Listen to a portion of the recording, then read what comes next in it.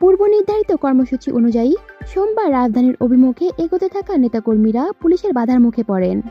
এরই মধ্যে ইসলামাবাদের উপকণ্ঠে নিরাপত্তা বাহিনীর সদস্যদের সঙ্গে পিটিআইয়ের কর্মী সমর্থকদের ব্যাপক সংঘর্ষ হয়।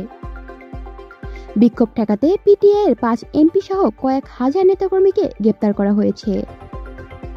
পাকিস্তানের সংবাদ মাধ্যমের প্রতিবেদন অনুযায়ী পুলিশের বাধা উপেক্ষা করে সোমবার রাজধানীর ইসলামাবাদের উপকণ্ঠে পৌঁছে যায় পিটিআইয়ের নেতাকর্মীদের গাড়িবহর। এ সময় আইন শৃঙ্খলা রক্ষাকারী বাহিনীর সঙ্গে দফায় দফায় তাদের সংঘর্ষ হয়।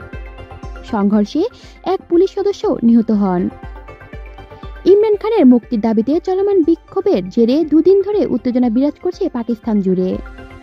বিক্ষোভকারীদের আটকে দেওয়ার লক্ষ্যে ইসলামাবাদের আশেপাশে সব মহাসড়কে তৈরি করা হয়েছে ব্যারিকেড। এদিকে চলমান পরিস্থিতিতে সরকারের সঙ্গে কোনো আলোচনা চলছে কিনা এমন প্রশ্নের জবাবে পিটিআই চেয়ারম্যান গওহর আলী খান বলেন, এ নিয়ে সর্বশেষ অগ্রগতি শীঘ্রই জানানো হবে, আলোচনা চলমান।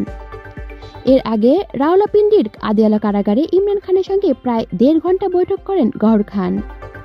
তিনি বলেন, পিটিআইয়ের প্রতিষ্ঠাতা এই বিক্ষোভকে চূড়ান্ত ডাক বলে অবহিত করেছেন। একই সঙ্গে বিক্ষোভ স্থগিত করার গুজবে কান না দেওয়ার আহ্বান জানিয়েছেন পিটিআই চেয়ারম্যান।